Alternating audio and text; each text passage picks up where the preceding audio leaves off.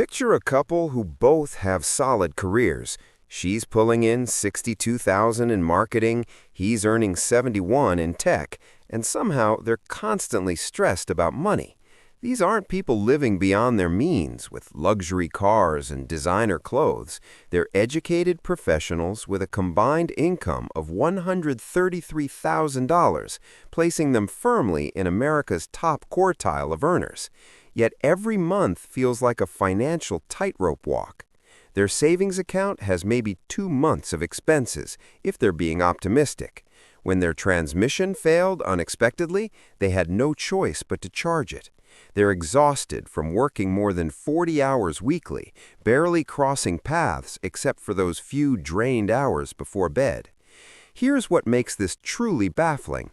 They followed every rule society laid out, earned degrees, built careers, got married, merged their finances, purchased property in a respectable school zone. They executed the American playbook perfectly. So what explains this constant sensation of drowning financially? How can a 6-figure household feel this economically brittle? If you've ever stared at your joint income thinking, we earn way too much to feel this broke, I'm about to connect some dots that'll fundamentally shift your perspective. I'm Bobby, and I've devoted countless hours analyzing why dual-earner households today often struggle more than single-earner families did 5 decades ago. If you're grinding alongside your spouse, both working relentlessly, yet somehow it never feels adequate, hit that subscribe button and drop a like if this resonates. Society sold us a compelling narrative. 2 paychecks beat 1. The math appears self-evident, correct? If a solo $50,000 earner can sustain a household, then 2 $50,000 earners should maintain that same household plus bank an extra 50 grand for investing and wealth accumulation. Basic arithmetic, right? Except reality delivered something completely different. What transpired represents one of modern America's most devastating financial deceptions, and virtually nobody discusses it openly. This phenomenon has a name, the two-income trap. Elizabeth Warren coined this term. Yes, Senator Warren, but back in 2003 when she was teaching bankruptcy law at Harvard, years before entering politics. She partnered with her daughter, Amelia Warren Tyagi, examining over 2,000 families who'd declared bankruptcy. Their findings were genuinely disturbing.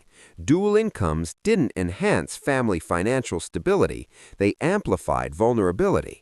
Households with 2 working parents faced higher bankruptcy rates than single-income households. Absorb that reality for a moment. Working double the hours, depositing 2 paychecks, following every directive the contemporary economy issued, and you're statistically more likely to lose everything. That's not personal failure, that's systematic entrapment, and you're probably standing directly inside it. Let's rewind to 1970, because historical context is essential for understanding this trap. Back then, roughly 43% of women participated in workforce activities. The stereotypical middle-class household featured 1 primary earner, typically dad, and 1 parent home, typically mom, handling domestic responsibilities. Here's the overlooked truth. That singular paycheck was sufficient, not barely scraping by, genuinely adequate. Bureau of Labor Statistics data, combined with census records, reveal that median single-income families in 1970 could purchase median-priced homes while spending approximately 25% of earnings on housing. They could send kids to reasonably well-funded public schools regardless of zip code. They covered basic health care, owned vehicles, bought groceries, and still accumulated savings while taking occasional family trips. They possessed financial cushion, they had breathing space, and crucially, they maintained an emergency backup. If disaster struck, if the breadwinner fell ill or lost employment, the home parent could enter the job market. That second potential paycheck functioned as insurance, a reserve capacity that could activate during emergencies. Now, jump to present day. Female workforce participation hovers around 57%, considerably higher among married mothers specifically. Dual-income households have become standard operating procedure, not exceptions. Over 60% of married couples with children have both parents working. We've essentially triggered the emergency protocol as our default setting. And here's where things get genuinely fascinating. According to Bureau of Labor Statistics data, median household income in 2023 reached approximately $74,000. Adjusted for inflation, that substantially exceeds median household income from 1970. We're earning more than previous generations did. But examine what happened to expenses.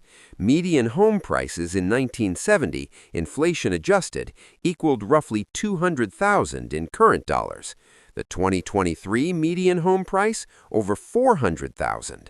Housing expenses literally doubled beyond inflation rates.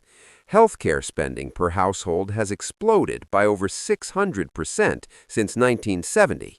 Childcare, which barely registered as a major expense during the single-income era because someone was home, now costs average American families over $11,000 annually per child. That's the average. In expensive metropolitan areas, you're paying $20,000 to $30,000 per child yearly. College education costs have skyrocketed over 1,200% since 1980. The fixed expenses of maintaining middle-class status have detonated, while wages merely inched upward, and every additional dollar from that second worker got completely absorbed. The dual-income household doesn't possess twice the financial security of 1970's single-income family. They have less because their fixed obligations expanded to consume both paychecks, and they incinerated their backup plan just maintaining baseline living standards. Now, you're probably thinking, Bobby, this doesn't describe my situation. We're financially intelligent. We prevented lifestyle inflation from devouring our second income. And listen, perhaps you're the outlier, but let me walk through the actual mathematics of what happens to that second paycheck, and I want complete honesty about whether this applies to you. Imagine one spouse earns $70,000 while the other brings $50,000. That's $120,000 combined, which sounds substantial. Let's track what actually happens to that $50,000 second income. First comes taxation. Because progressive tax brackets work the way they do, that second income gets taxed at steeper marginal rates than if it stood alone. The initial $70,000 fills lower brackets, but that additional $50,000 lands at the top of the pile.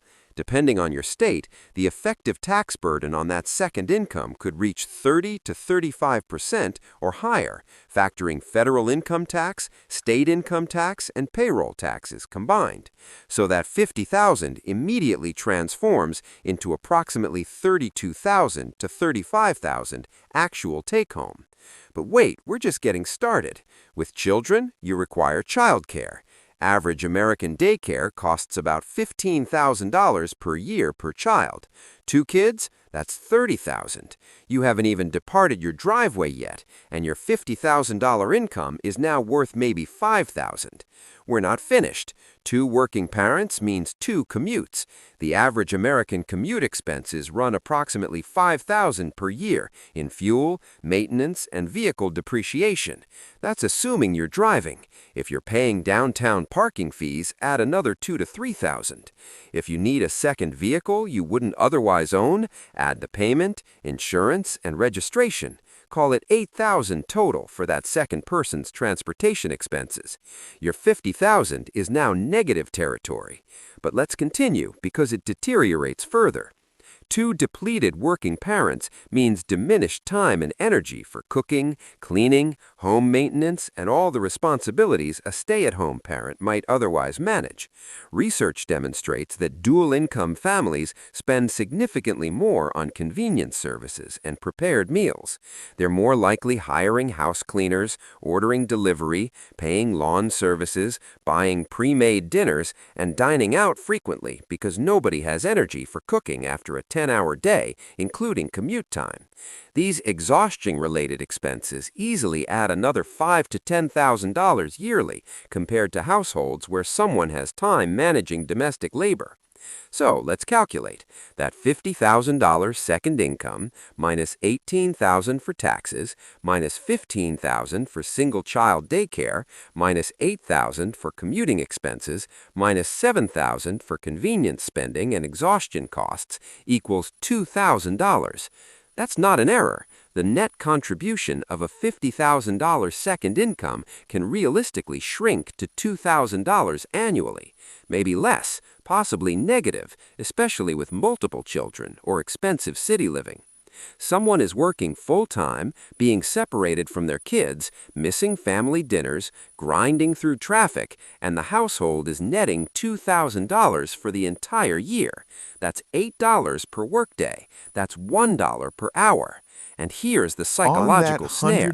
Because the 120,000 gross number, figures you appear buy impressive, property based because on you what see that dual incomes can qualify $120,000 for. combined You income on your assume car tax payments documents, that you two feel like incomes can prosperity should theoretically follow. support. You make The purchasing bank decisions examines your based on that combined income and approves that $400,000 mortgage, and technically you can afford it, assuming both income streams continue flowing eternally. Assuming neither of you gets sick or terminated or burned out or needs to care for aging parents or has a special needs child or encounters any of the 1,000 unexpected life events humans face. This is where the trap slams shut, and it's the aspect Warren's research really emphasized. The single-income household from 1970 possessed something today's dual-income family lacks: financial flexibility. If the breadwinner lost employment, the stay-at-home spouse could find work. Not ideal circumstances, but it was backup, it was margin, it was resilience. The dual-income household has already played that card. Both incomes are already fully committed to monthly obligations. There's no backup plan remaining. There's no reserve income to activate. If either spouse loses employment, gets sick, or can't work for any reason, the family doesn't just lose that paycheck. They often can't maintain their fixed expenses, even temporarily, because those costs were calibrated for two incomes. This explains why Warren's research discovered dual-income families filed bankruptcy more frequently, not because they were irresponsible, because they had zero margin for error. They were operating at 100% capacity with no reserves, like an engine running without oil. Everything functions fine until it doesn't. Then everything shatters simultaneously. A 2019 Federal Reserve study found nearly 40% of American adults couldn't cover a $400 emergency expense without borrowing or selling possessions. 40%. And many of those individuals live in dual-income households, earning solid paper incomes. They're not broke because they don't earn enough. They're broke because their expenses expanded to consume every dollar of their combined earnings, and they're one unexpected transmission repair away from financial disaster. And here's what really frustrates me. The expenses that consumed the second income weren't luxury purchases. They weren't boats and vacations and frivolous spending, at least not primarily. They were housing and childcare and healthcare and education. They were the fixed costs of participating in middle-class society. Examine housing specifically, because this is where the bidding war dynamic becomes transparent. In the single-income era, families competed for housing based on one paycheck. When dual-income families became standard, households suddenly had doubled purchasing power for identical houses. What do you think happened to prices? They got bid upward, way upward. If everyone has dual incomes, then dual incomes become the baseline requirement, and suddenly you need two paychecks just to afford what one paycheck used to purchase. It's like an arms race where everyone escalated and nobody emerged victorious. The identical thing happened with education. School districts are largely funded by property taxes, meaning quality schools exist in expensive neighborhoods. Parents naturally want to reside in areas with quality schools. So, families started bidding up property prices in desirable school districts, using their dual incomes to outbid competitors. This created what Warren calls the bidding war for educational opportunity. The admission price to quality public schools became a $400,000 mortgage instead of a $200,000 mortgage. You're not paying tuition, but you're paying the tuition equivalent through your housing costs. And once you're locked into that mortgage, you're locked into needing both incomes permanently. You can't downgrade. You can't revert to one income. The trap has closed completely. Now, you might be thinking, okay, Bobby, but what am I supposed to do? I can't just have my partner quit their job. We need both incomes to survive. And I hear you. That's precisely the trap. You need both incomes to survive the lifestyle you've constructed around both incomes. But here's the mindset shift that changes everything. You need to start treating the second income like it's temporary, even if it isn't. Here's what I mean. Most families do the opposite. They treat both incomes as permanent and guaranteed, and they build their fixed costs accordingly. They buy the property that dual incomes can afford, they lease the vehicles that dual incomes can support, they enroll the kids in activities and schools that dual incomes can pay for, and then they're trapped. They've built a life that requires dual incomes to function, which means neither partner can ever stop working, even if they want to, even if life circumstances make it necessary. The alternative approach is what I call the one-income foundation. You structure your fixed costs, your non-negotiable monthly expenses, so they can be covered by one income alone. The second income then becomes entirely discretionary. Savings, investments, debt elimination, or yes, some lifestyle enhancement. But the critical difference is that you could survive without it. You'd have to cut back, sure. Life wouldn't be as comfortable, but you wouldn't lose the house. You wouldn't go bankrupt. You'd have the margin that modern dual-income families have lost. Let me make this concrete. Say your household earns $130,000 combined, $75,000 and $55,000. Instead of taking on a mortgage that requires $100,000 or more in annual income to service, you take on a mortgage that can be comfortably covered by $60,000. Instead of having two car payments, you have one or none. You live in a neighborhood that's maybe slightly less prestigious, with schools that are solid but not elite. You buy the house that one income can afford, and you bank the difference. That second income, or at least the majority of it, goes straight into building wealth. Emergency fund first, then retirement accounts, then taxable investments. Every dollar you invest is buying back optionality. It's buying the flexibility to have one partner step back if needed, to take a career risk, to handle a health crisis, to be present for aging parents, to actually have a choice. This requires sacrifice in the short term. It means driving past the nice houses you could technically qualify for. It means explaining to friends why you're not upgrading your lifestyle, even though you got a raise. It means resisting the social pressure to spend like a dual-income family because you're building like a single-income family. But here's the payoff. Within 5 to 10 years of this approach, something magical happens. The investments you made with that second income start generating their own income. Compounding takes over, and suddenly you actually have what you thought dual incomes would give you in the first place: genuine financial security.